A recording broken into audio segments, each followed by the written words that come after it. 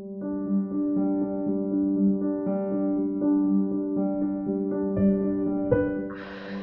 Friends, welcome to the study IQ's YouTube channel. मेरा नाम है विशाल चौहान और मैं आज आपके लिए इतिहास से रिलेटेड एक और वीडियो लेकर आया हूं, जिसमें आज हम चर्चा करेंगे, आज हम डिस्कस करेंगे कि यूपीएससी CSC के लिए, सिविल सर्विस एग्जामिनेशन के लिए हिस्ट्री सब्जेक्ट को कैसे प्रिपेयर किया जाता है। आइए आज का सेशन शुरू करने से पहले मैं आप लोगों को बताना चाहता हूं कि अगर आप लोग यूपीएससी CSC के लिए प्रिपरेशन कर रहे हैं तो आप लोग स्टडी IQ के लर्निंग एप्लीकेशन को डाउनलोड कर सकते हैं, इंस्टॉल कर सकते हैं और उस एप्लीकेशन पे आपको 1300 से plus videos UPSC CSC mains, pre और ऑप्शनल सब्जेक्ट से रिलेटेड मिल जाएंगी। उसके अलावा डेली के आपको क्विजेज, डेली के आपको डाउट सॉल्विंग, आंसर राइटिंग के सेशंस लगातार आपको मिल रहे हैं उस एप्लीकेशन पे। अगर आप एस्पायरेंट हैं यूपीएससी CSC के लिए या अन्य किसी भी गवर्नमेंट जॉब एग्जामिनेशन के लिए, तो आप जा सकते हैं स्टडी IQ की एप्लीकेशन पर और जाकर फ़ायदा उठा सकते हैं। बहुत सारा मटेरियल वहाँ पर प्रेजेंट है जिसको आप फ्री में भी पढ़ सकते हैं। Please make sure to check out the learning application of study IQ। आइए शुरू करते हैं आज का सेशन। आज के सेशन में जैसा कि मैंने आपको बोला कि हम देखने जा रहे हैं, हम एक स्ट्रेटजी समझने जा रहे हैं कि कैसे प्रिपेयर किया जाता है इतिहास सब्जेक्ट को यूपीएससी सिविल सर्विसेज एग्जामिनेशन के लिए। लेकिन यहाँ पर आपको मैं क्लैरिटी डालना चाहूँगा, मैं प्री, मेंस और ऑप्शनल तीनों के लिए अलग अलग से भी बताऊँगा और तीनों में क्या कॉमन चीज़ें आ सकती हैं वो सब चीज़ें हम समझने की कोशिश करेंगे। तो आइए सबसे पहले एक पहली स्लाइड के माध्यम से समझते हैं कि क्या हमारी अप्रोच रहनी चाहिए। तो जैसे कि आप देख सकते हैं यहाँ पर लिखा है इंट्रा डिसिप्लिनरी अप्रोच। मैंने आपको अपने पिछले सेशंस में बताया भी था कि इतिहास को पढ़ने की एक इंट्रा डिसिप्लिनरी अप्रोच को हम समझने की कोशिश करेंगे और आज मैं ये सेशन के माध्यम से आपको समझाना चाहता हूँ कि मेरा क्या मतलब था और हम कैसे इंट्रा डिसिप्लिनरी अप्रोच अप्लाई करेंगे इतिहास को तैयार करने के लिए। सिविल सर्विस एग्जामिनेशन के मेंस अगर हमें लिखना है तो कैसे हम इतिहास को प्रिपेयर करें, राइट। यहाँ पर आप देख पा रहे हैं बीच में लिखा है हिस्ट्री। तो हमें इतिहास सब्जेक्ट को प्रिपेयर करने के लिए ये इतिहास के अंदर ही अन्य डिसिप्लिन्स हैं। इंट्रा डिसिप्लिनरी का मतलब क्या हुआ? इतिहास सब्जेक्ट के अंदर ही ये अन्य डिसिप्लिन्स हैं। इनको कैसे हम फ्यूज करके यूज करेंगे हिस्ट्री के लिए एक बेटर समझ डेवलप करने के लिए। तो सबसे पहले आप देख रहे हैं political history, religious history, cultural history, administrative history, social history and economic history. तो अगर हमें इतिहास को बांटना हो तो हम मुख्यतः इन 6 स्फीयर्स में बांट सकते हैं, 6 डिसिप्लिन्स में इतिहास सब्जेक्ट्स को बांट सकते हैं। और इतिहास की टाइमलाइन तो अलग है ही, समझ रहे हैं। आपको एक वर्टिकल प्रिपरेशन भी करनी है और एक हॉरिजॉन्टल प्रिपरेशन भी करनी है। वर्टिकल प्रिपरेशन क्या होगी आपकी कि pre history, proto history, ancient, early medieval, modern, world history, contemporary times. ये आपके वर्टिकल, ये आपका टाइमलाइन है इतिहास का। और हर एक में आपकी एक वर्टिकल स्टडी भी होगी, हर एक में आपकी हॉरिजॉन्टल स्टडी भी होगी। आज मैं आपको मतलब समझाऊंगा कि क्या मतलब होता है इन सब कॉन्सेप्ट्स का। तो सबसे पहले मैं समझाना चाहूंगा आपको कि इंट्रा डिसिप्लिनरी अप्रोच क्या है। और उससे भी पहले मैं ये बात आपके सामने रखना चाहूँगा कि क्यों सिविल सर्विस एग्जामिनेशन की प्रिपरेशन आपको इतिहास सब्जेक्ट से करनी चाहिए। इसके पीछे मेरा ये मोटिव नहीं है कि मैं इतिहास सब्जेक्ट पढ़ाता हूँ तो मैं इतिहास सब्जेक्ट को प्रेज कर रहा हूँ, राइट। मैं आपको पूरे तथ्य और कारण बताऊँगा उसके लिए। सबसे पहली चीज़ मैं ये बताना चाहता हूँ आपको कि जितने भी ह्यूमैनिटीज़ के सब्जेक्ट हैं जो भी हमें सिविल सर्विस एग्जामिनेशन के लिए पढ़ने हैं, उन सारे सब्जेक्ट्स की रूट कहीं ना कहीं इतिहास में ही छुपी है। या आप कह सकते हैं कि that history is the mother subject. History जो है वो पेरेंट सब्जेक्ट है और बाकी सारी ह्यूमैनिटीज़ के जो सब्जेक्ट्स हैं वो सारे हिस्ट्री से ही निकले हैं, राइट। अब ये मैं इसलिए नहीं बोल रहा हूँ अगेन कि मैं इतिहास का टीचर हूँ तो मैं इतिहास को फेवर कर रहा हूँ, नहीं। थ्रू आउट पूरे दुनिया में ह्यूमैनिटीज़ के जितने भी स्कॉलर्स हैं, मैक्सिमम स्कॉलर्स की यही धारणा है कि इतिहास से ही सभी सब्जेक्ट जो हैं वो डेराइव हुए हैं। ये मेरली एक थ्योरी नहीं है, ये कॉमन सेंस की बात है। अगर आप सोच कर देखें, लेट्स से फॉर एग्जांपल आपको प्रेजेंट डे कोई पॉलिटिकल सिनेरियो समझना है, राइट। मान लीजिए आपको मध्य एशिया या सेंट्रल एशिया या उसके अलावा अफगानिस्तान ईरान के पॉलिटिकल सिनेरियोज को समझना है ना। आप करंट अफेयर प्रिपेयर कर रहे हैं, क्यों? क्योंकि यूपीएससी के एग्जामिनेशन बहुत ज़्यादा डायनामिक बेस्ड होते हैं। डायनामिक बेस्ड होता है एग्जामिनेशन बहुत ज़्यादा। आपको डायनामिक नॉलेज होनी चाहिए। स्टैटिक तो आपको पता ही होना चाहिए। आपको डायनामिक और स्टैटिक को फ्यूज कैसे करना है वो भी मैं आज आपको समझाऊंगा। लेकिन यूपीएससी के जो प्रिपरेशन कर रहे हैं बच्चे, वो ये चीज़ समझते होंगे कि यूपीएससी में डायनामिक टॉपिक्स से बहुत ज़्यादा जो है वो सवाल बनते हैं, करंट अफेयर से बहुत ज़्यादा सवाल बनते हैं। भले ही वो प्री हो, मेंस हो, चाहे वो अगर एसए भी लिख रहे हों, तो उन सब में उनको डायनामिक नॉलेज का जो है वो अपना इंप्रेशन दिखाना पड़ता है मेंस लिखते समय।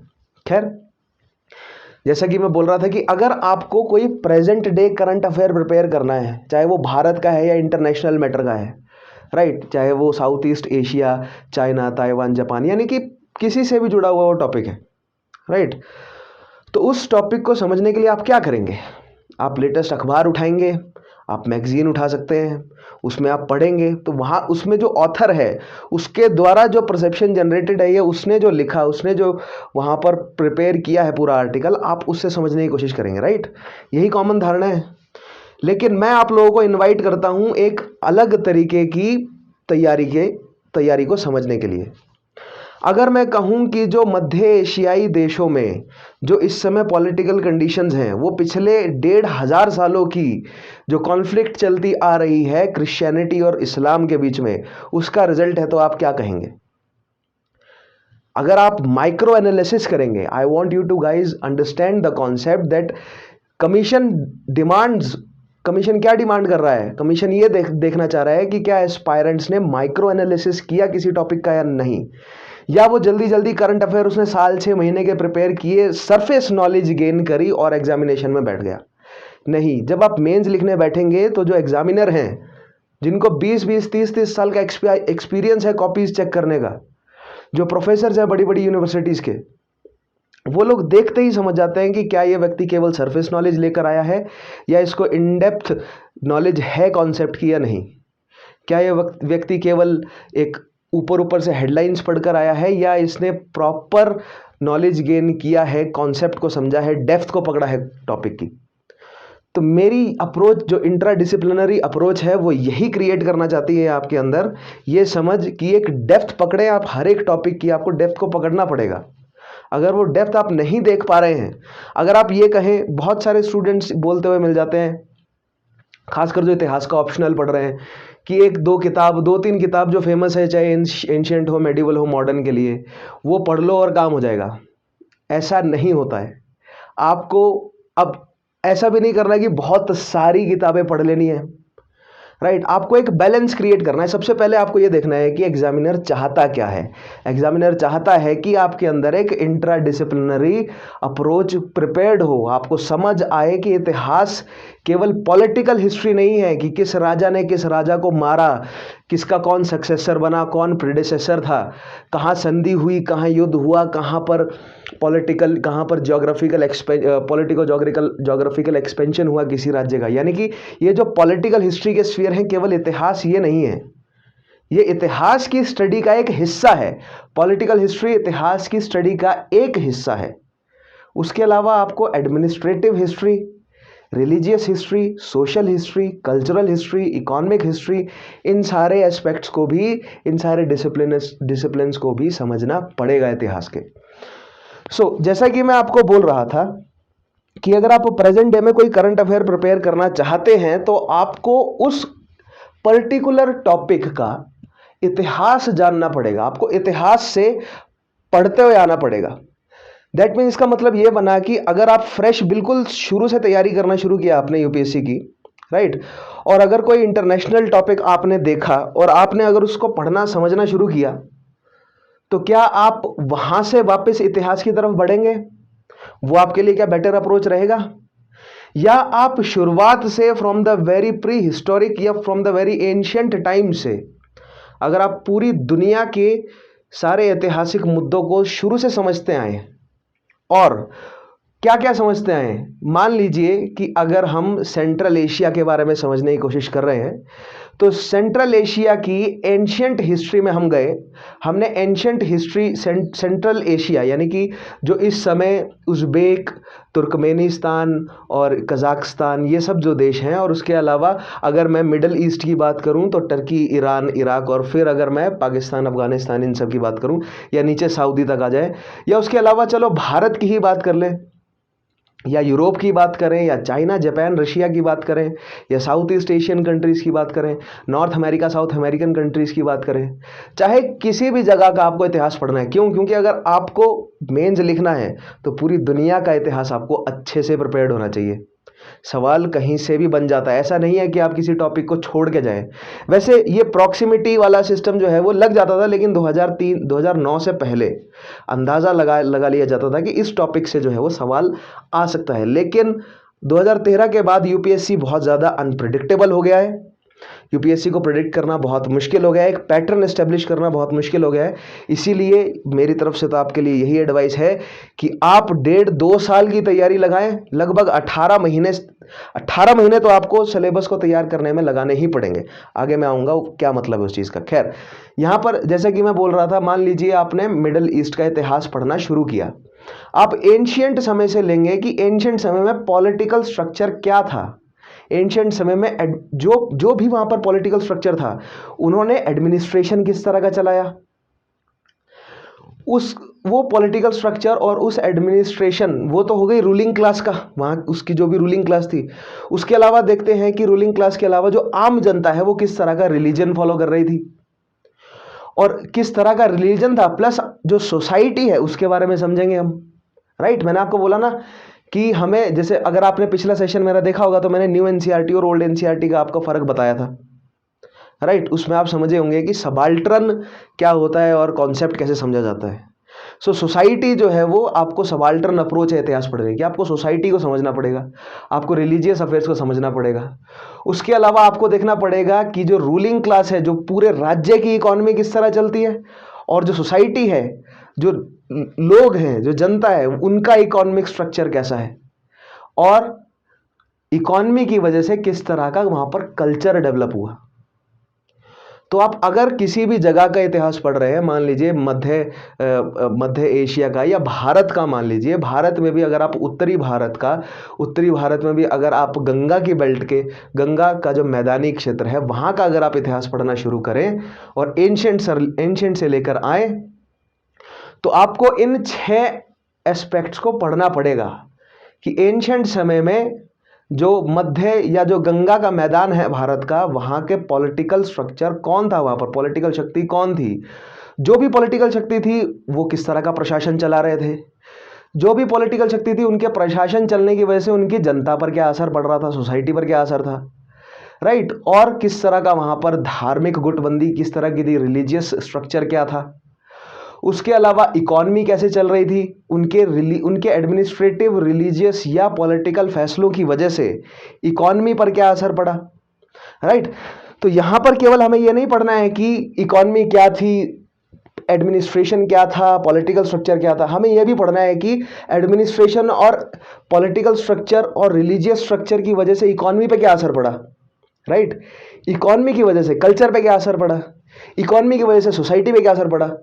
Right, that means in disciplines को आपस में भी कनेक्ट करना है हमें।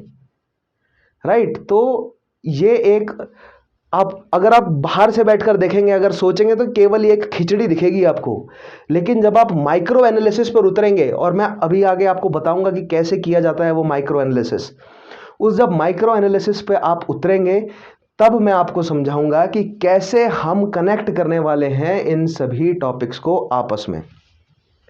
राइट, सो जैसे कि मैंने आपको एग्जाम्पल दिया कि अगर आप भारत की प्रेजेंट पॉलिटिकल स्ट्रक्चर को समझना चाहते हैं, है ना, कोई भी भारत के किसी भी राज्य का कोई भी आपको पॉलिटिकल सिनेरियो समझना है तो आपको भारत के इतिहास को देखना पड़ेगा। ये तो कॉमन सेंस है ना कि अगर कोई भी चीज़ प्रेजेंट में हो रही है तो ज़रूर ही ज़रूर उसका कोई बैकग्राउंड रहा होगा। दैट मीन्स आपको प्रेजेंट डे के इश्यूज को समझने के लिए इतिहास पढ़ना लाजमी हो जाता है। इसीलिए मैंने कहा था कि that history is the mother of all the subjects. Let me put it this way, मान लीजिए कि आपको भारत के कॉन्स्टिट्यूशन को समझना है, राइट? भारत का कॉन्स्टिट्यूशन किसने बनाया? संवैधानिक सभा ने, है ना, कॉन्स्टिट्यूशनल असेंबली ने। उससे पहले कौन था? उससे पहले अंग्रेज थे। 1773 से लेकर 47 तक अंग्रेजों ने कॉन्स्टिट्यूशनल डेवलपमेंट किया, अंग्रेजों की तरफ से हुआ कॉन्स्टिट्यूशनल डेवलपमेंट।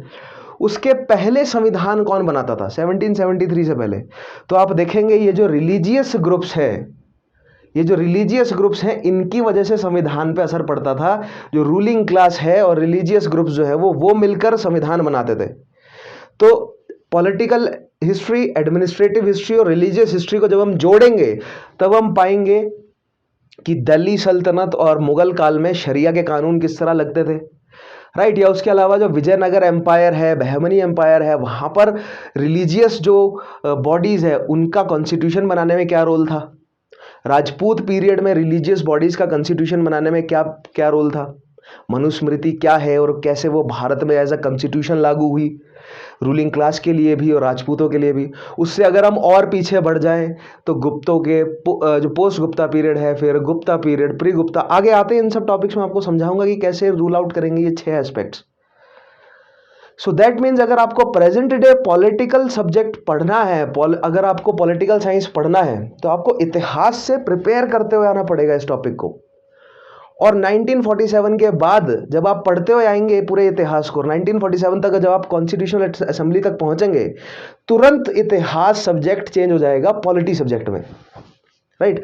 आगे बताता हूं मैं कैसे होगा। तो सबसे पहले ये हम समझ गए कि एक इंट्रा डिसिप्लिनरी अप्रोच क्या है, कि इतिहास को पढ़ने के लिए आपको किसी भी एक पर्टिकुलर टाइम पीरियड का, इतिहास में कोई भी एक पर्टिकुलर टाइम पीरियड, किसी भी एक जगह का, किसी भी एक जगह के इतिहास का कोई पर्टिकुलर टाइम पीरियड आपने सेलेक्ट किया और उस टाइम पीरियड में आपने देखा कि पॉलिटिकल स्ट्रक्चर क्या था, उसकी एडमिनिस्ट्रेटिव पॉलिसीज क्या थी, वहां पर किस तरह की रिलीजियस बॉडीज थी, वहां पर किस तरह की इकोनॉमी एस्टेब्लिश थी, वहां की सोसाइटी का स्ट्रक्चर क्या था और वहां का कल्चरल एस्पेक्ट क्या है, राइट?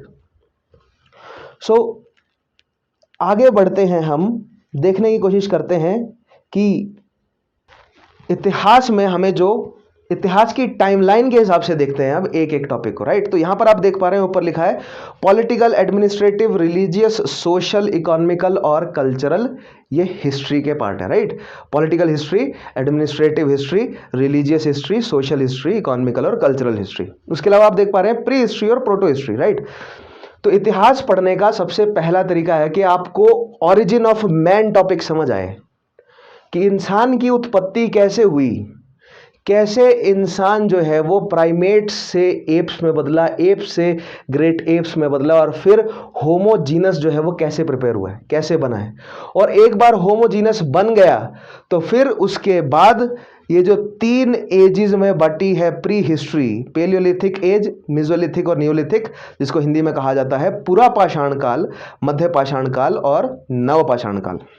इन 3 एजेस को हमने प्री हिस्ट्री में रखा है। मैं आपको समझाता हूं क्या है ये। लिथोस शब्द का मतलब होता है पत्थर, राइट?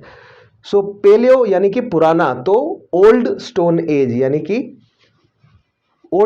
यानी कि प्राक पाषाण काल।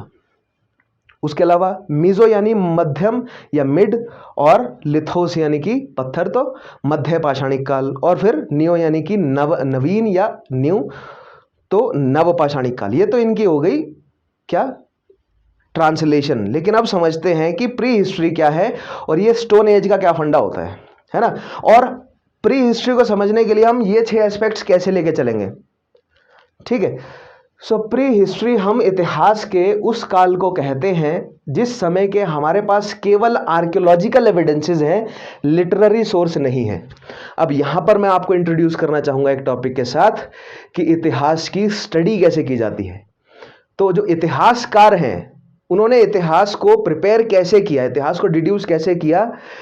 उन्होंने डिड्यूस किया इतिहास को आर्कियोलॉजिकल डिपार्टमेंट्स जो होते हैं, विभिन्न आर्कियोलॉजिस्ट जो हैं वो, या पेलियंटोलॉजिस्ट जो हैं, उन दोनों की जो रिसर्चेज हैं, राइट? मान लीजिए आर्कियोलॉजिस्ट जो हैं वो क्या सर्च करते हैं, पेलेंटोलॉजिस्ट जो है वो क्या सर्च करते हैं, फॉसिल्स की स्टडी कर रहे हैं वो, और वो किसी भी सिविलाइजेशन, किसी भी गिवन सिविलाइजेशन के जितने भी ठोस सबूत हमें मिल रहे हैं, जो भी फिजिकल एविडेंसेस मिल रहे हैं, जो भी आर्कियोलॉजिकल एविडेंसेस मिल रहे हैं, पुरातात्विक साक्ष्य, जैसे कि मान लीजिए मिट्टी के बर्तन मिल रहे हैं, मेटल्स के हथियार मिल रहे हैं, औजार मिल रहे हैं, हड्डियां मिल रही हैं, पूरे के पूरे मकान मिल रहे हैं, पूरे के पूरे शहर मिल रहे हैं, कुएं मिल रहे हैं हमें ज़मीन के नीचे या ज़मीन के ऊपर भी, तो वो आर्कियोलॉजिकल सोर्सेज कहलाते हैं।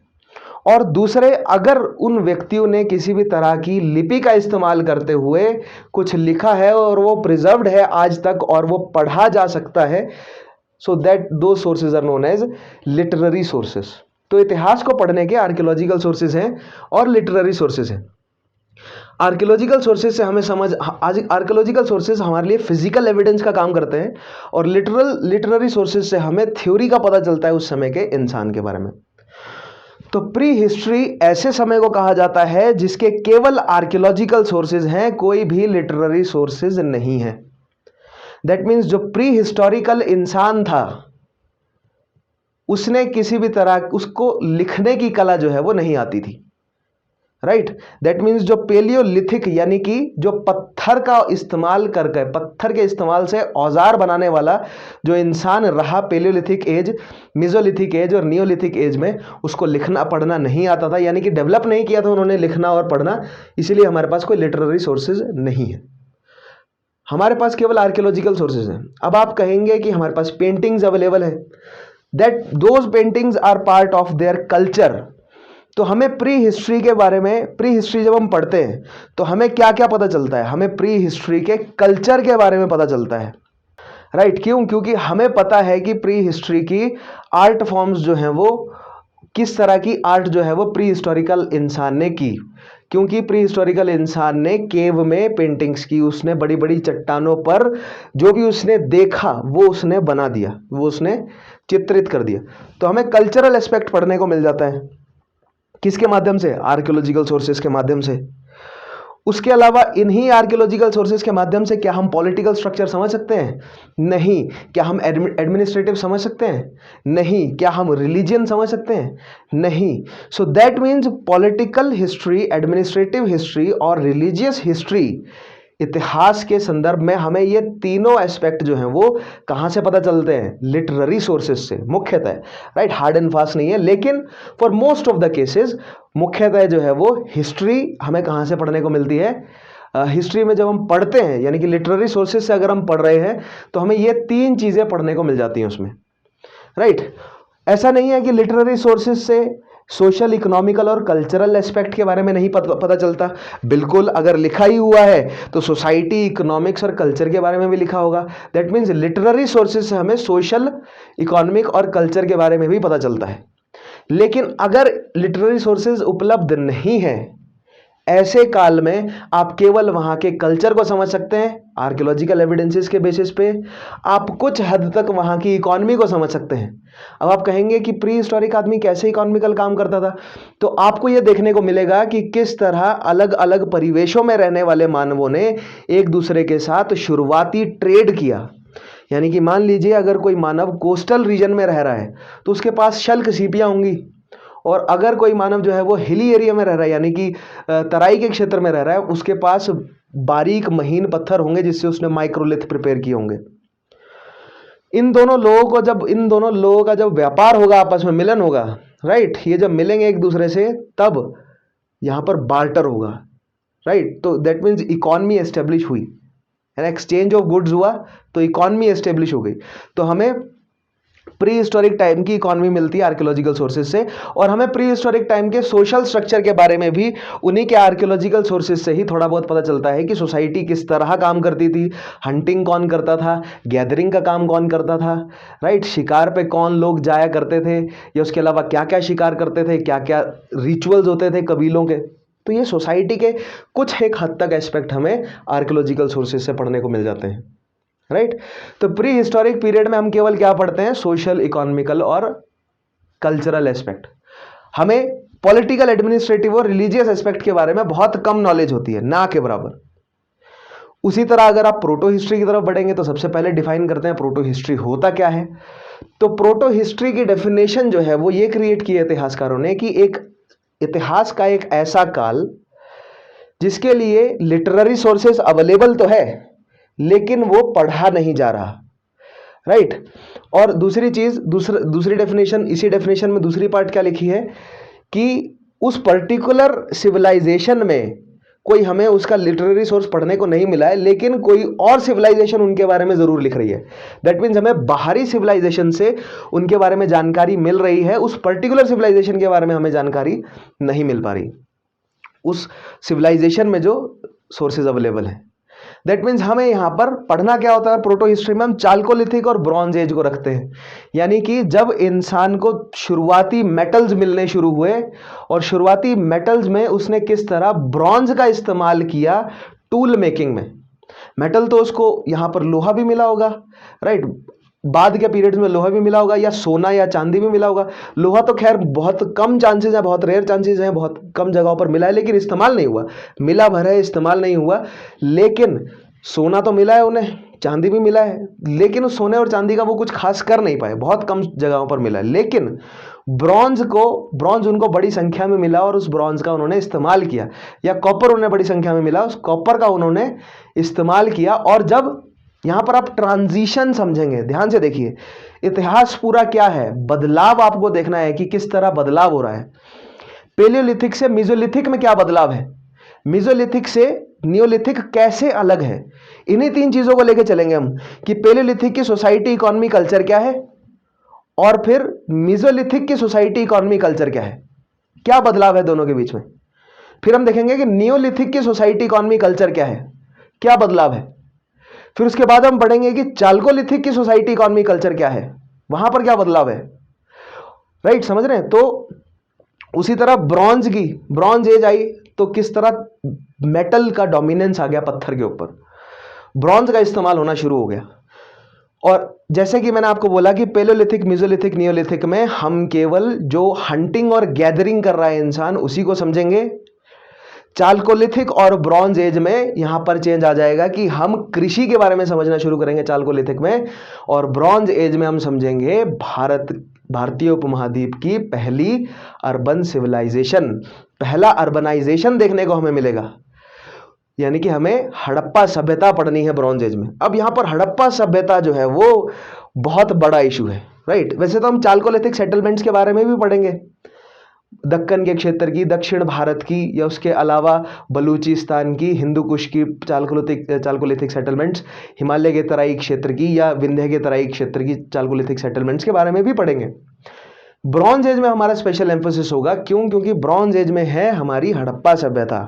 अब उस हड़प्पा सभ्यता को हमने प्रोटो हिस्ट्री में क्यों रखा, क्योंकि हमारे पास लिटरेरी सोर्सेज अवेलेबल है, जो हमें सील्स मिली हैं हड़प्पा सभ्यता की, उनमें लिखा तो है कुछ लेकिन इतिहासकार अभी तक पढ़ नहीं सके, ठीक है, इसीलिए हमने उसको प्रोटो हिस्ट्री में रखा। प्लस जो उसके आसपास की सभ्यताएं हैं जैसे मेसोपोटामियन है, मेसोपोटामियन सभ्यता में हमें हड़प्पा सभ्यता का जिक्र मिलता है। तो यहाँ पर दोनों उस प्रोटो हिस्ट्री की डेफिनेशन के दोनों हिस्से पर जो है वो खरी उतरती है हड़प्पा सभ्यता, इसीलिए हमने प्रोटो हिस्ट्री में रखा है इसे। सो अब देखते हैं हड़प्पा सभ्यता में हमें क्या ये 6 एस्पेक्ट समझ आते हैं। तो हड़प्पा के लिटरेरी सोर्सेज अवेलेबल नहीं है, अगर हैं भी तो पढ़ नहीं सकते, तो मान के चलिए कि अभी तक अवेलेबल नहीं है, राइट। सो इसका मतलब पॉलिटिकल, एडमिनिस्ट्रेटिव और रिलीजियस हिस्ट्री क्या है हड़प्पा सभ्यता की, उसके ऊपर केवल अंदाजा लगाया जा सकता है। अब हड़प्पा सभ्यता जो है वो रिलेटिवली बहुत मतलब ज़्यादा समय पहले नहीं हुई थी, तो इतिहासकारों का काफ़ी कीन इंटरेस्ट है कि हम जैसे ना तैसे करके कोई थ्योरी बना लें। सो दैट मीन्स आपके पास यहाँ पर एक पॉलिटिकल थ्योरी भी मिल जाएगी, एक एडमिनिस्ट्रेटिव थ्योरी भी मिल जाएगी, एक रिलीजियस थ्योरी भी मिल जाएगी, but those are merely theories, वो केवल थ्योरी हैं, और वो ऐसी थ्योरी हैं जो कि बहुत ज़्यादा स्पेकुलेशन के अंदर हैं, विवाद बहुत ज़्यादा इतिहासकारों के बीच में, उस पर श्योरिटी नहीं है। तो ऐसा कहा जाना कि हमें पॉलिटिकल हिस्ट्री मालूम है हड़प्पा सभ्यता की, तो हम नहीं कह सकते। तो हम किस तरह पढ़ते हैं, हम स्पेकुलेशन के हिसाब से पढ़ते हैं कि क्या हो सकती है वहाँ की पॉलिटिकल हिस्ट्री, क्या हो सकती है वहाँ की एडमिनिस्ट्रेटिव हिस्ट्री, या क्या हो सकता है वहाँ का रिलीजियस स्ट्रक्चर, हम अंदाजतन चलते हैं, राइट, क्योंकि जो बहुत सारी जो गाइड बुक्स होती है ना, उसमें लिखा होता है जो बियर्डेड मैन है वो प्रीस्ट है। और बहुत सारे जो छोटे लेवल के एग्जामिनेशन होते हैं, क्योंकि वहां पर कॉमन नॉलेज चेक की जाती है। छोटे लेवल के जो एग्जामिनेशन होते हैं ना, जो ग्रेड सी या ग्रेड बी के जो एग्जामिनेशन है, उनमें केवल कॉमन नॉलेज चेक की जाती है। लेकिन जब आप यूपीएससी का मेंस लिख रहे होते हैं ना, वहां पर चेक किया जाता है कि आपको कॉन्सेप्ट की नॉलेज है या नहीं। तो कॉन्सेप्ट क्या है? ये है कॉन्सेप्ट कि हमें इतिहास के बारे में समझ जो है वो पूरी तरीके से नहीं है, यानी कि खासकर पॉलिटिकल इतिहास के बारे में समझ नहीं है हड़प्पा काल के। क्यों नहीं है? क्योंकि लिटरेरी सोर्सेज अवेलेबल नहीं है हमें, हमारे पास, मतलब डिसाइफर्ड नहीं है वो, अभी भी साइफर्ड ही, अभी भी कोडेड ही है। सो दैट मीन्स कई जगहों पर लिखा होता है कि वो बियर्डेड मैन जो है वो प्रीस्ट है। लेकिन जब आप यूपीएससी के लिए पढ़ेंगे ना, जब आप मेंस के लिए पढ़ेंगे, तब यहां पर आप सवाल करेंगे कि क्या वो प्रीस्ट है, क्या वो कुछ और भी हो सकता है। किन किन इतिहासकारों ने या किस यूनिवर्सिटी के शोधकर्ताओं ने, आर्कियोलॉजिस्ट ने अपनी रिपोर्ट के तहत उसको प्रीस्ट कहा। तो यहां पर इस डेप्थ में आपको जाकर पढ़ना है, कॉन्सेप्ट पकड़ना है, छोटी छोटी माइक्रो एनालिसिस करना है हर चीज का, राइट। सो इसी तरह एडमिनिस्ट्रेटिव रिलीजियस, इसकी बात करें तो एडमिनिस्ट्रेशन पे, हड़प्पा काल के एडमिनिस्ट्रेशन पे भी स्पेकुलेशन है, पक्का नहीं है। रिलीजन उनका क्या था, केवल अंदाजा लगाया जा सकता है, पक्का नहीं है कि वो, कुछ इतिहासकार कहते हैं कि वो शैव धर्म को फॉलो करते थे, कुछ इतिहासकार कहते हैं कि मातृभूमि की पूजा करते थे, कुछ इतिहासकार कहते हैं कि वो किसी तरह के प्रोटो शिवा की, वो शैव धर्म, राइट। सो दैट मीन्स यहाँ पर अभी स्पेकुलेशन है। जो मूर्तियां अवेलेबल हैं उनको इतिहासकारों ने कहा कि एक महिला की फिगर दिख रही है, एक महिला की मूर्ति दिख रही है, उसके ऊपर फेदर का मुकुट है, तो उसको देखकर ये कह दिया कि ये मातृभूमि है, या एक तरह से ये मदर नेचर या एक मदर गॉडेस है। ये हमने डिड्यूस किया जो उसके बाद जो काल आया उसके हिसाब से। लेकिन क्या ऐसा है? हो सकता है कि वो उस समय की कोई प्रोमिनेंट लेडी रही हो, राइट। तो हमें वहां का पॉलिटिकल स्ट्रक्चर, एडमिनिस्ट्रेटिव स्ट्रक्चर नहीं पता, तो हम केवल स्पेकुलेट ही कर सकते हैं, श्योरिटी से नहीं कह सकते आप, राइट। तो जब आप यूपीएससी पढ़ेंगे, यूपीएससी के लिए प्रिपेयर कर रहे हैं, और खासकर मेंस और खासकर उन बच्चों के लिए जो ऑप्शनल ले रहे हैं इतिहास का, और इतिहास को एज एन ऑप्शनल कंसीडर करने की कोशिश कर रहे हैं, आखिरी में मैं आपको बताऊंगा कि ऑप्शनल अगर आप लेना चाहते हैं इतिहास को तो क्यों लेना चाहिए, राइट। उसके बाद अगर प्रोटो हिस्ट्री की बात करें, प्रोटो हिस्ट्री में हड़प्पा काल की सोशल, इकोनॉमिकल और कल्चरल एस्पेक्ट के बारे में बात करें, तो यहां पर हम उसकी सोसाइटी, उसकी इकोनॉमी और कल्चर के बारे में थोड़े ठोस तथ्यों के माध्यम से बेटर क्लेम या ज़्यादा सस्टेनेबल क्लेम्स जो हैं वो कर सकते हैं, खासकर कल्चर और इकोनॉमी के बारे में। क्यों? क्योंकि हमारे पास आर्कियोलॉजिकल एविडेंसेस हैं और बहुतायत में अवेलेबल हैं। तो हम कह सकते हैं कि किस तरह के मृदभांड बनाया करते थे, किस तरह के उनके पास इक्विपमेंट्स होंगे। तो उन मृद भांडों की, या उन जितने भी हमारे पास आर्कियोलॉजिकल एविडेंसेस हैं, चाहे वो टूल्स से रिलेटेड हों, बर्तनों से रिलेटेड हों, हथियार तो मिले ही नहीं है, बाद के हथियार मिले हैं। खैर वो ओरिजिन एंड डिक्लाइन की थ्योरी है, वो अलग है, वो एक अलग तरीके का कॉन्सेप्ट है। वो पॉलिटिकल हिस्ट्री हो गई ना, कि ओरिजिन कैसे है और डिक्लाइन कैसे है। अगर लिटरेरी सोर्स नहीं है तो वहां पर भी स्पेकुलेशन है, ठीक है। लेकिन अभी मैं कल्चर की बात कर रहा हूं, तो कल्चर क्या रहा है हड़प्पा सभ्यता का, उस पर भी हम एक ठोस जो है वो स्पेकुलेशन कर सकते हैं।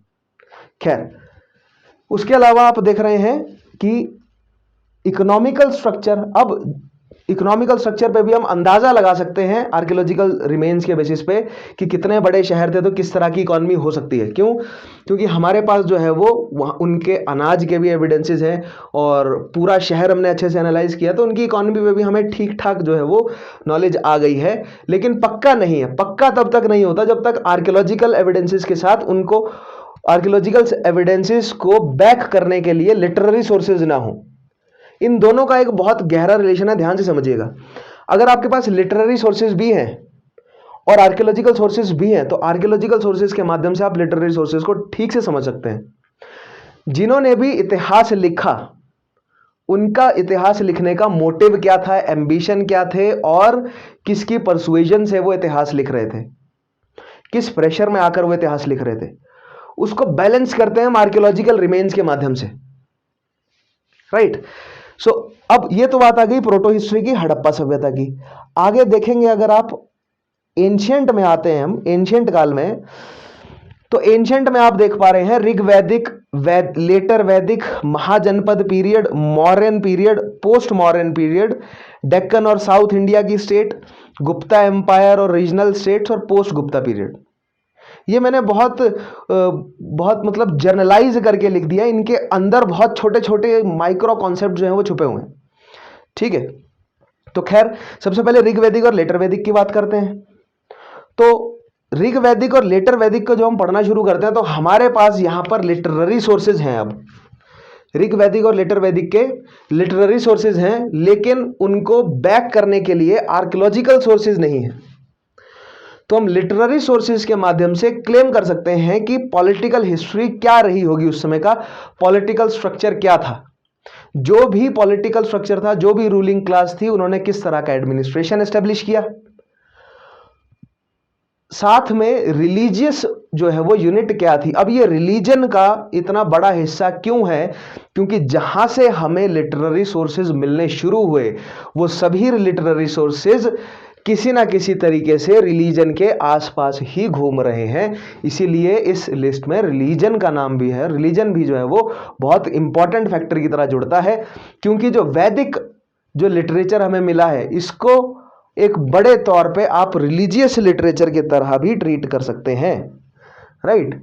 इन रिलीजियस लिटरेचर्स में से हमें ढूंढ ढूंढ के वैदिक काल के पॉलिटिकल स्ट्रक्चर, एडमिनिस्ट्रेटिव स्ट्रक्चर, उस समय के सोशल, इकोनॉमिकल और कल्चरल एस्पेक्ट को समझने की कोशिश करनी पड़ती है। अब हमें वैदिक काल का पॉलिटिकल, एडमिनिस्ट्रेशन, रिलीजन तो पता चल गया, हमें ऋग्वेद से मिल रही है सब जानकारी। उसके अलावा सोशल, इकोनॉमिकल और कल्चर की बात करें तो सोसाइटी, इकोनॉमी और कल्चर, इन तीनों की नॉलेज भी हमें लिटरेरी सोर्सेज से मिल रही है। तो जब हम एंशिएंट को पढ़ना शुरू करेंगे तो हम इन 6 के 6 टॉपिक्स पे खास ध्यान देंगे, किसी भी एक को नहीं छोड़ेंगे। ये नहीं कि आपने केवल ऋग्वेद का कल्चर पढ़ लिया, ऋग्वेद की आपको इकोनॉमी पढ़नी पड़ेगी और आपको समझना पड़ेगा यहां पर कि किस तरह इकोनॉमी की वजह से कल्चर डेवलप होता है।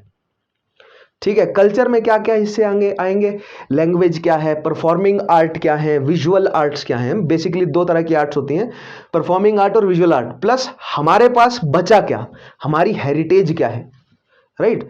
सो मैंने खाली कल्चरल वर्ड लिखा है या कल्चर वर्ड लिखा है, लेकिन उस एक शब्द में मैं इन सारी कॉन्सेप्ट को जोड़ रहा हूं, राइट। आर्ट फॉर्म्स और हेरिटेज क्या है। अच्छा जी, तो ऋग्वैदिक, नेक्स्ट चीज जो मैंने आपको बोला कि आपको द प्रोसेस ऑफ चेंज समझना है। ऋग्वेद से लेटर वैदिक काल में जो चेंज हुआ वो क्यों हुआ, और ऋग्वेद से लेटर वैदिक काल में ये 6 चीजें किस तरह चेंज हुई। अगर आप ये चीज समझ गए ना कि इतिहास की इस टाइम लाइन में आपको इन 6 चीजों को लेकर चलना है एंशिएंट हिस्ट्री पढ़ते हुए। एंशिएंट और मेडिवल हिस्ट्री को पढ़ने की हमारी कॉमन जो है वो थ्योरी होगी, एक कॉमन तरीके से हम एंशिएंट और मेडिवल को स्टडी करेंगे।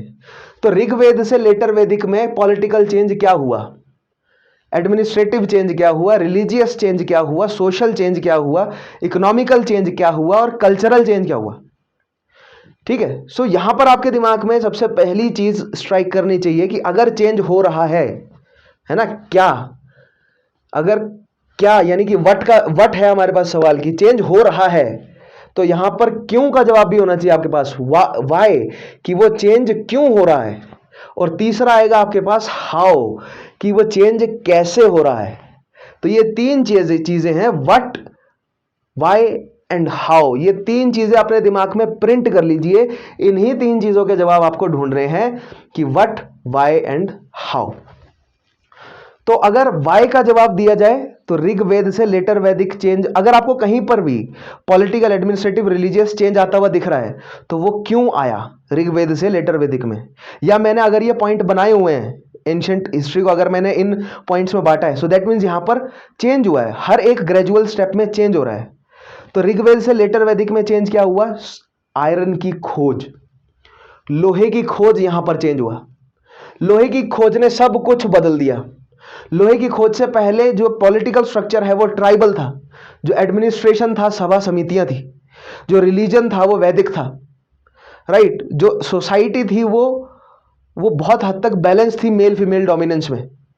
जो इकॉनमी थी वो पेस्टरल थी, और जो कल्चर था वो बहुत हद तक एग्रेरियन इकॉनमी के ऊपर बेस्ड था।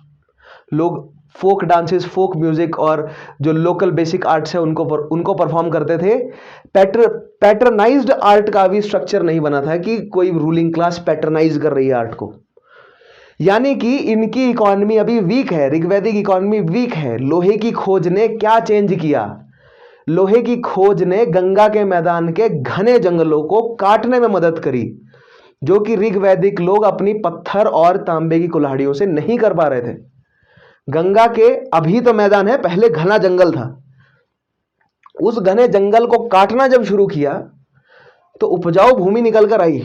उस उपजाऊ भूमि पर जब प्रोडक्शन बढ़ा तो लोगों के पास धीरे धीरे जो है वो सरप्लस इकट्ठा होने लगा, प्रोड्यूस्ड का। सरप्लस इकट्ठा हुआ तो ट्रेड शुरू हुआ, ट्रेड हुआ तो इकॉनमी डेवलप हुई, इकॉनमी डेवलप हुई तो एम्पायर बनने शुरू हुए। सो दैट मीन्स यहां पर इकॉनमी डेवलपमेंट हुई, लोहा मिल गया, कल युग शुरू हो गया। कल शब्द का मतलब होता है लोहा। सो कल युग शुरू हो गया यहां से, राइट, अगर माइथोलॉजी में जाया जाए। खैर, जिस भी तरह आपको याद रहती हैं चीजें, बेटर रहेगा आप अपने छोटे छोटे तरीके भी ढूंढें। ठीक है, ये तो बेसिक स्ट्रक्चर बनाए और फिर अपने छोटे छोटे तरीके ढूंढने बहुत जरूरी है किसी टॉपिक को समझने के लिए। तो जैसे कि मैंने बोला कि ऋग्वैदिक से लेटर वैदिक में चेंज। अब लेटर वैदिक से महाजनपद में क्या चेंज आया? उस लोहे की खोज की वजह से जो शुरू के कबीले थे वो जन में बदले।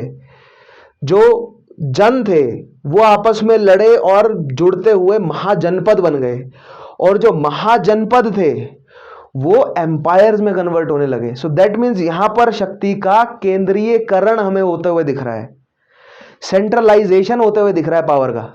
तो अगर आप पॉलिटिकल हिस्ट्री और एडमिनिस्ट्रेटिव हिस्ट्री समझेंगे इन ऋग्वैदिक से लेकर मॉडर्न पीरियड की, तो आप यहां पर पाएंगे कि किस तरह सेंट्रलाइजेशन होते हुए दिख रहा है। दैट मीन्स शक्ति जो है वो केंद्रीकृत हो रही है एक फैमिली या एक व्यक्ति के पास, या उसकी जो काउंसिल है उसके पास, राइट। तो और पूरे भारतीय उपमहाद्वीप में केंद्रीयकरण हो रहा है शक्ति का, राइट। ठीक है, इस महाजनपद पीरियड के दौरान ही हमें मतलब ईरानियन और मैसेडोनियन इन्वेजन देखने को भी मिलता है। मॉडर्न एम्पायर में हमें एम्पायर आ गया, समझ रहे हैं आप।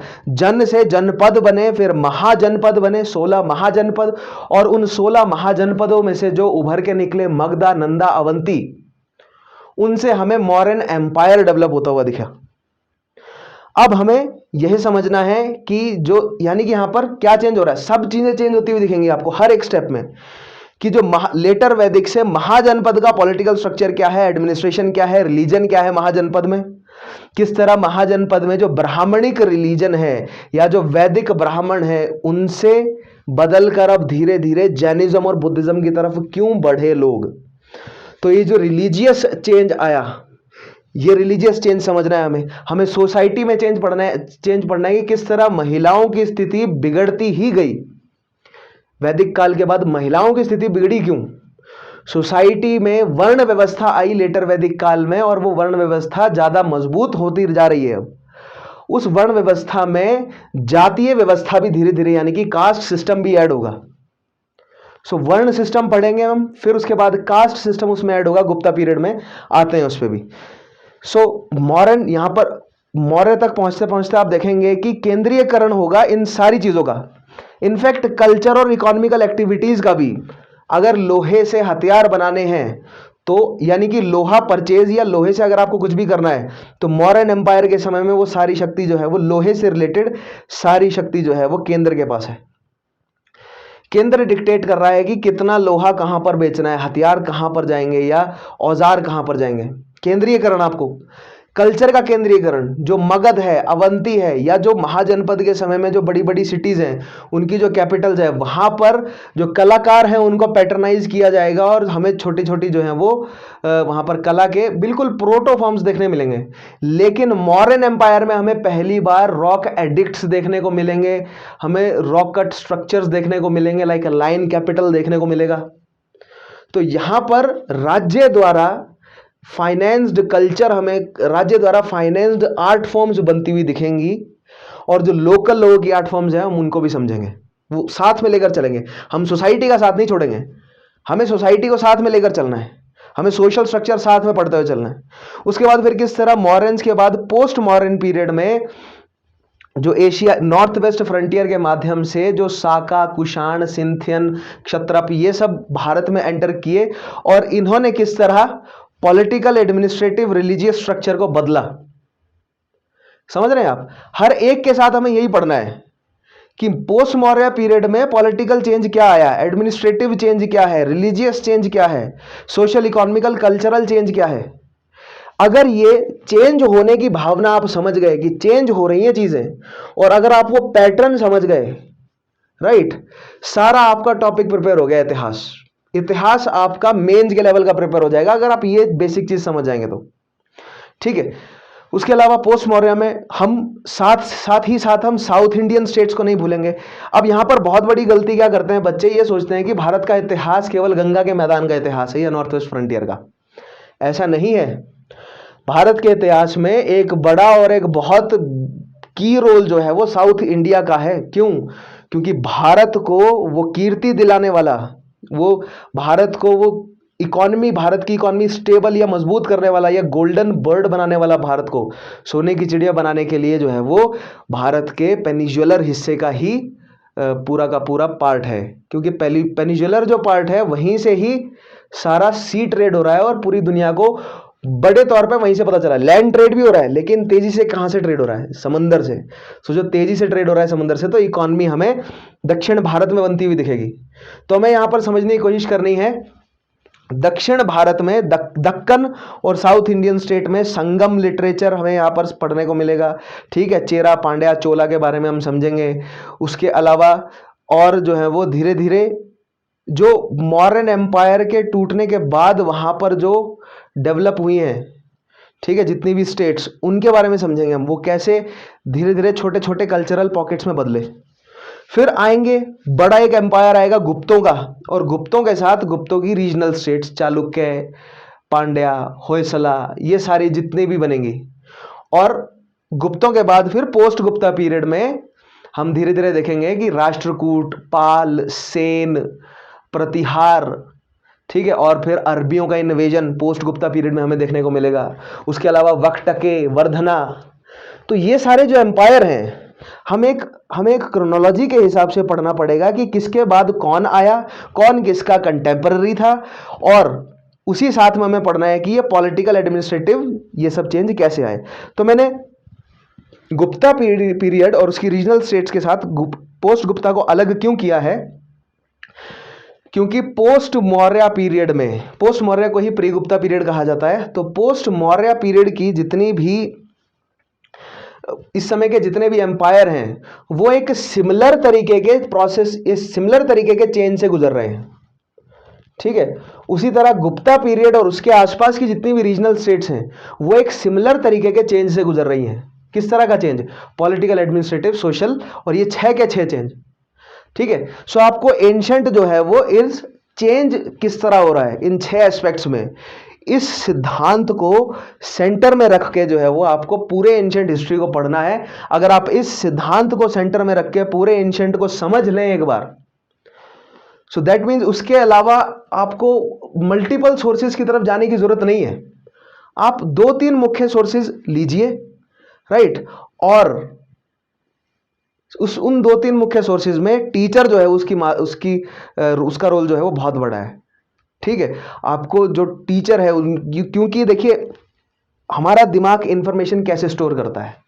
ठीक है। यहां मैं आपको 2-3 चीजें और बताऊंगा, थोड़ी एक छोटी छोटी चीजें कि कैसे जो है वो आप समझ सकते हैं। देखिए, सबसे पहली चीज, अब जो सिलेबस है उसको आप डाउनलोड करके प्रिंट करा सकते हैं। सारी तरह की सुविधाएं अवेलेबल हैं।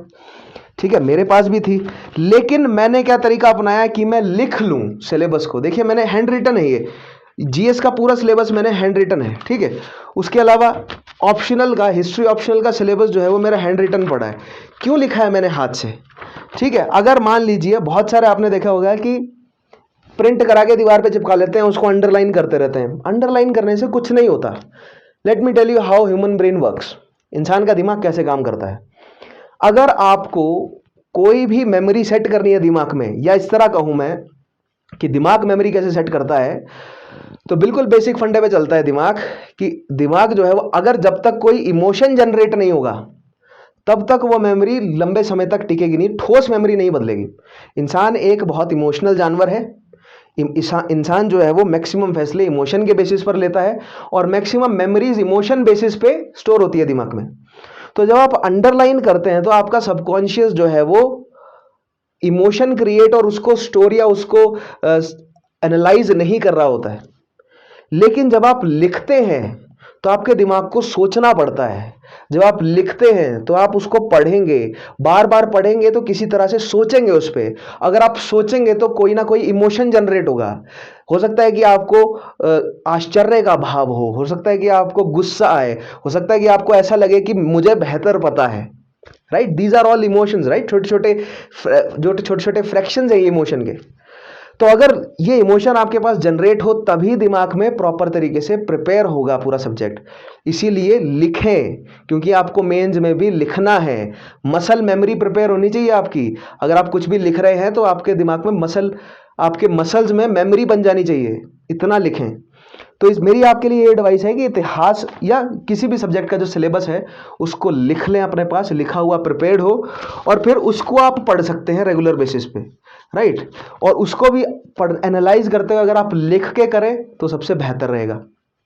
खैर, जैसे कि मैं कह रहा था, एंशिएंट हिस्ट्री को हमें इस बदलाव से समझना है। आगे बढ़ते हैं। एंशिएंट हिस्ट्री के बाद अगला हिस्सा आता है, एंशिएंट के बाद हमारा इतिहास को जो मार्क्सिस्ट इतिहासकारों ने बांटा है वो एंशिएंट, अर्ली मेडिवल और मॉडर्न है ना। अगर हम इंपीरियलिस्ट या जो अंग्रेजों के ओरिएंटलिस्ट इतिहासकार हैं उन्होंने कैसे बांटा था, हिंदू पीरियड, मुस्लिम पीरियड और मॉडर्न पीरियड। वो अपने पीरियड को मॉडर्न पीरियड कहते थे। जैसे मैंने बोला ना कि 1857 की प्लासी की लड़ाई के बाद अंग्रेजी हिस्टोरियंस ने डॉक्यूमेंट किया है कि यहां से भारतीय उपमहाद्वीप में मॉडर्न पीरियड शुरू हो जाता है। ठीक है, लेकिन जो मार्क्सिस्ट हिस्टोरियन है या जो भारत के नेशनलिस्ट हिस्टोरियन है या उसके अलावा जो मॉडर्न हिस्टोरियंस हैं उसके बाद, उन्होंने किस तरह बांटा है, प्री हिस्ट्री, प्रोटो हिस्ट्री, उसके बाद एंशिएंट, अर्ली मेडिवल मॉडर्न। ठीक है, तो ये पैटर्न जो है वो थोड़ा सा फिजिबल है। मेडिवल को दो हिस्से में बांट दिया जाता है, अर्ली मेडिवल और मेडिवल। सो अर्ली मेडिवल में आप देख सकते हैं कि हमें समझना है political development in northern India after Harsha के जाने के बाद किस तरह की पॉलिटिकल डेवलपमेंट हुई नॉर्दर्न इंडिया में। ठीक है, उसी में हम समझेंगे ईस्ट में जो नॉर्थ वेस्ट से जो अरब का इन्वेजन है, राष्ट्रकूट, पाल और गुर्जर प्रतिहारों के बीच में जो कन्नौज के लिए लड़ाई है। मैंने आपको समझाया था पिछले टॉपिक में कन्नौज क्यों इंपॉर्टेंट है, या दिल्ली द्वाब का जो क्षेत्र है वो क्यों इतना इंपॉर्टेंट है।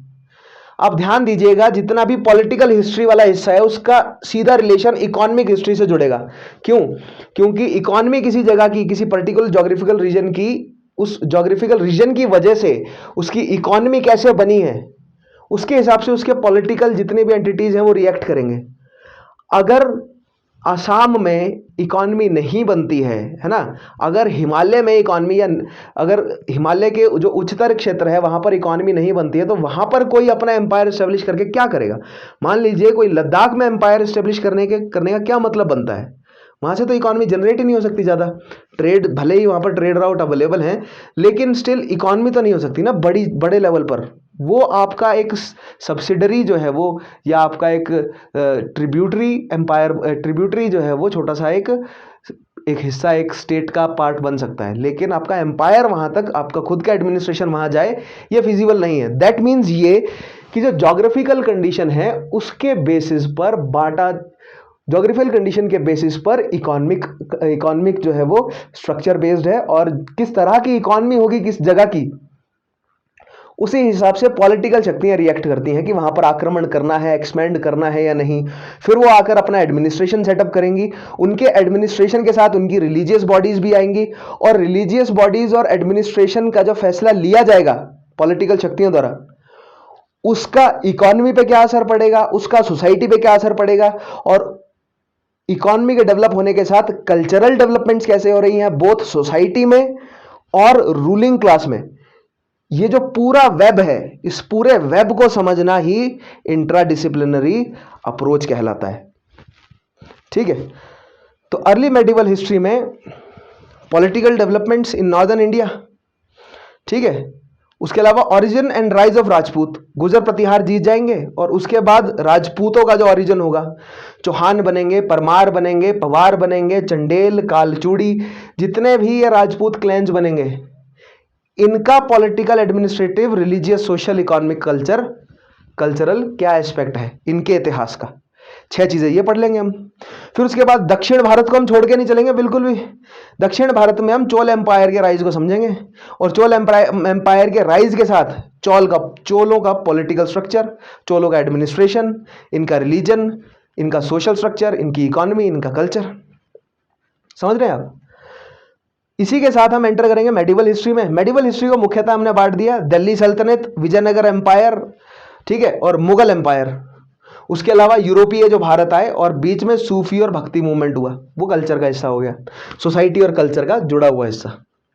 ठीक है, तो वही 6 के 6 एस्पेक्ट यहां भी चलेंगे, कोई दिक्कत नहीं होगी। आप मेडिवल, मैंने कहा ना, एंशियंट और अर्ली मेडिवल और मेडिवल को पढ़ने की यही कुंजी है। इन्हीं 6 एस्पेक्ट्स के हिसाब से हर एक एम्पायर को पढ़ लो। आप इस तरह मत बांटो, आप एम्पायर वाइज बांट लो।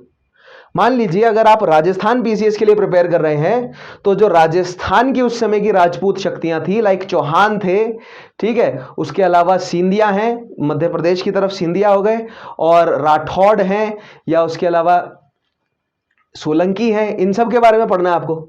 तो आप क्या पढ़ेंगे? आप यही पढ़ेंगे ना कि चौहानों का पॉलिटिकल स्ट्रक्चर क्या था, चौहानों का क्या एडमिनिस्ट्रेशन था, चौहानों का एडमिनिस्ट्रेशन सोलंकियों के एडमिनिस्ट्रेशन से कैसे अलग था, राइट। अगर मान लीजिए आप उत्तर प्रदेश के बारे में पढ़ रहे हैं, तो आप उत्तर प्रदेश में समझेंगे कन्नौज में क्या एडमिनिस्ट्रेटिव स्ट्रक्चर बना।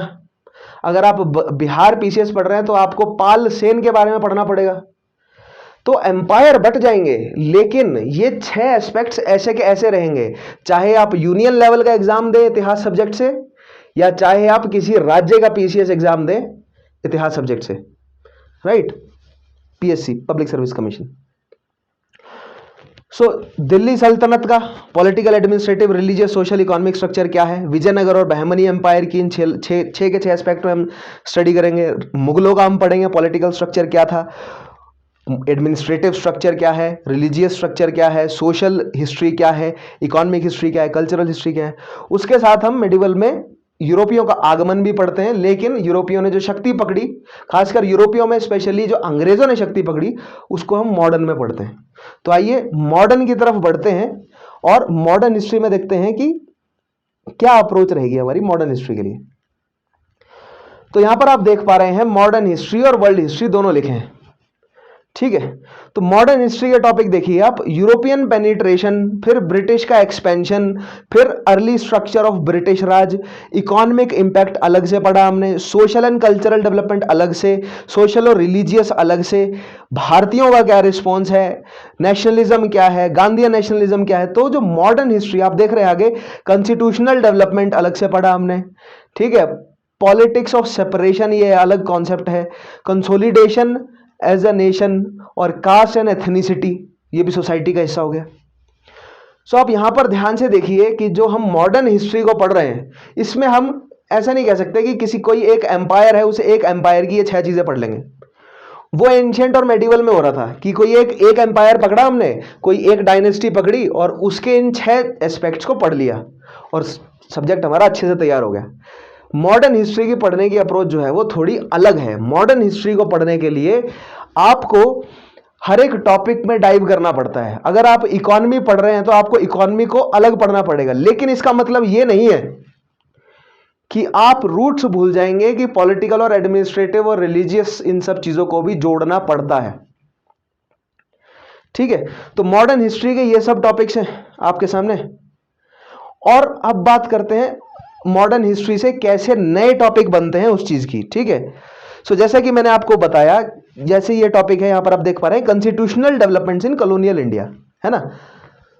तो 1773 के बाद, रेगुलेटिंग एक्ट के बाद भारत में अंग्रेजों द्वारा कॉन्स्टिट्यूशन एस्टेब्लिश होने लगा। उससे पहले तो शरिया का कानून था या राजपूतों के लिए मनुस्मृति थी, या हिंदुओं के लिए मनुस्मृति थी राजपूतों से, क्योंकि राजपूत जो है वो रूलिंग क्लास रहे, इसलिए रूलिंग क्लास राजपूत, लेकिन जो हिंदू सोसाइटी है उनके लिए मनुस्मृति। लेकिन अंग्रेजों ने जो अपना कॉन्स्टिट्यूशनल डेवलपमेंट शुरू किया और वो 1947 के बाद कंस्टिट्यूएंट असेंबली किस तरह काम कर रही है, वो तुरंत हमारा पॉलिटी सब्जेक्ट में चेंज हो जाएगा। दैट मीन्स हम एंशिएंट से इतिहास पढ़ते हुए आए, हम 1947 में पहुंचे और तुरंत हमें पॉलिटी सब्जेक्ट मिल गया, राइट। दूसरी चीज, इस तरह हमारा हिस्ट्री की वजह से पॉलिटी सब्जेक्ट जो है वो प्रिपेयर हो गया। हमने हिस्ट्री थॉरली तैयार करी, हमें पूरे हिस्टोरिकल एस्पेक्ट पता चल गए, अब हम पॉलिटी सब्जेक्ट पढ़ेंगे। तो इतिहास के बाद जनरली पॉलिटी सब्जेक्ट पढ़ा जाए तो बेहतर रहता है, क्योंकि 1947 के बाद जस्ट आप पॉलिटी शुरू कर सकते हैं, ठीक है। एक चीज हो गई। दूसरी चीज, इसी के साथ, जैसे कि ये GS2 का हिस्सा हो गया ना, पॉलिटी गवर्नेंस मेंस में, GS1 का सोसाइटी का हिस्सा, GS1 का आर्ट एंड कल्चर का हिस्सा। हम पूरे एंशिएंट भारत में आर्ट कल्चर सोसाइटी पढ़ते आ रहे हैं, हम पूरे मेडिवल में आर्ट कल्चर सोसाइटी पढ़ते आ रहे हैं, हम पूरे मॉडर्न की आर्ट कल्चर सोसाइटी भी पढ़ते आएंगे, और फिर जब हम उसे कंटेम्पररी में ले आएंगे तो हमारा GS1 का सोसाइटी वाला टॉपिक भी तुरंत तैयार हो जाएगा। जब हम सोसाइटी में पढ़ने की कोशिश करेंगे कि कैसे माइग्रेशन, उसी माइग्रेशन वाले टॉपिक ज्योग्राफी के वो भी प्रिपेयर हो जाएंगे, वो मर्ज हो जाते हैं। सोसाइटी वाले जो सोशियोलॉजी वाले टीचर्स हैं वो बोलते हैं कि हमारा है, ज्योग्राफी वाले बोलते हैं ये ह्यूमन ज्योग्राफी का हिस्सा है, वो एक ओवरलैप्स है कुछ टॉपिक में। खैर, लेकिन रूट जो है वो इतिहास में ही है। इतिहास से सोसाइटी को समझते आएंगे अगर आप भारतीय उपमहाद्वीप की, तभी तो आप समझेंगे कि प्रेजेंट डे क्या सिचुएशन है, राइट। और अगर आप empire to empire geographical structure को कंसीडर करते हुए, हर एक एम्पायर को अलग अलग स्टडी करते हुए आप जो है वो किसी, जैसे ऐसा नहीं है कि पूरे भारत के लिए आप एक ही तरीके का जो है वो एक ही तरह का एनालिसिस कर सकते हैं। जब आप माइक्रो एनालिसिस करने पर उतरेंगे तो आप पाएंगे कि बहुत छोटे छोटे पॉकेट्स हैं भारत में, both political and cultural and social and economical also, right. तो हमें सबको उन छोटे छोटे एस्पेक्ट्स को जोड़कर चलना है। लेकिन जैसे मैंने बोला ना, एंशिएंट और मेडिवल कैसे पढ़ना है हमने, डायनेस्टी दर डायनेस्टी और इन 6 चीजों को, ठीक है, एम्पायर दर एम्पायर, इन 6 चीजों को, ठीक। और फिर हमें प्रेजेंट डे के हिसाब से जोड़ते हुए चलना है कि अच्छा ये एम्पायर प्रेजेंट डे बिहार में था, मतलब प्रेजेंट डे बिहार राज्य के हिसाब से ये एम्पायर यहां पर है, तो बिहार की प्रेजेंट डे जो सोशल स्ट्रक्चर है उस पर इसके इतिहास का क्या असर है, राइट। अगर आप BPSC का पेपर दे रहे हैं तो वहां की सोसाइटी पर बिहार के इतिहास का, जो थ्रू आउट इतिहास चला है, उसका क्या असर है, राइट। तो इस तरीके से हमारा GS1 प्रिपेयर हो जाएगा। GS2 के लिए आपका बेस जो है वो इतिहास में छुपा है। उसके अलावा इकोनॉमी भी तो पढ़ते आ रहे हैं हम, ठीक है। तो वर्ल्ड हिस्ट्री की बात करते हैं, केवल भारत की इकोनॉमी क्यों, हम वर्ल्ड हिस्ट्री की बात करते हैं। तो वर्ल्ड हिस्ट्री में पहला टॉपिक देख रहे हैं आप, economic developments and political change.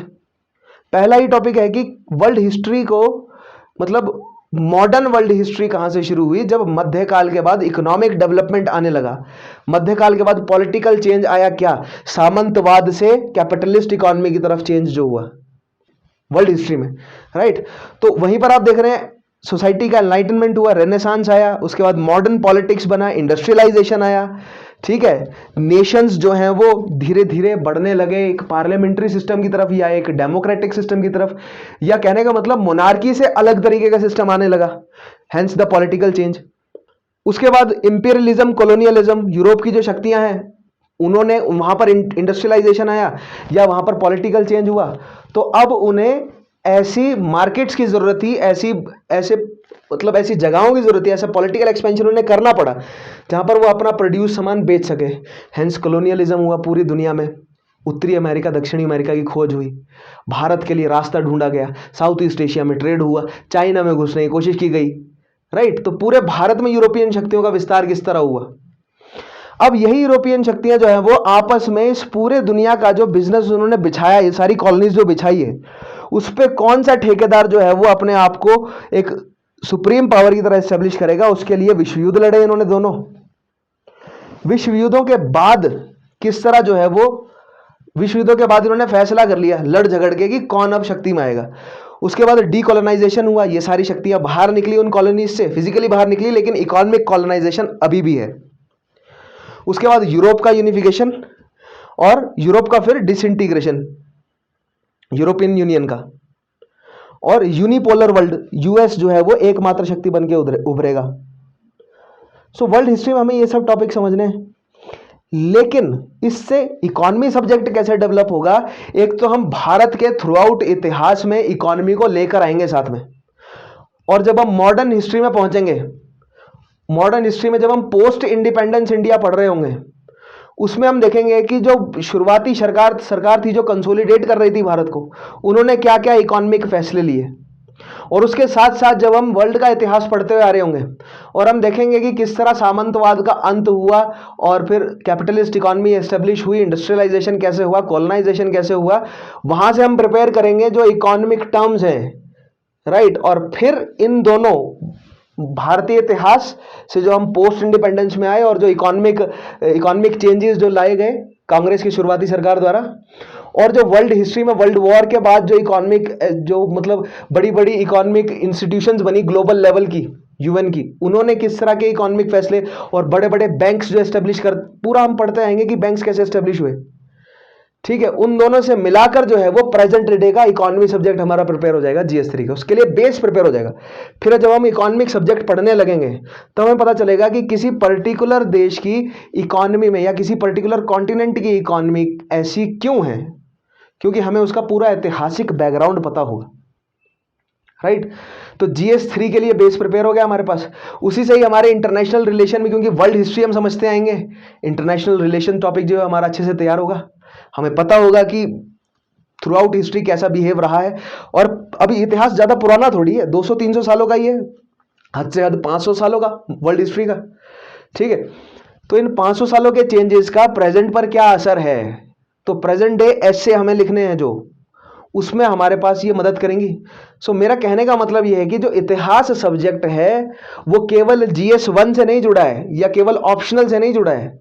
GS2, GS3, GS4 ethics में भी आपका इतिहास इस्तेमाल होगा, एसए में भी आपका इतिहास इस्तेमाल होगा। और ऑप्शनल तो अगर आप इतिहास देते हैं तो आपको ऑप्शनल में फायदा ये है कि जो पहला पेपर होता है उसमें थिंकर्स वाला जो पार्ट होगा, बाकी सभी ऑप्शनल्स में वो थिंकर्स, पॉलिटिकल थिंकर्स या जो भी उस सब्जेक्ट के थिंकर्स हैं, वो वाला पार्ट आपको इतिहास में नहीं करना पड़ेगा। That is the plus point studying history for optional subject, ठीक है।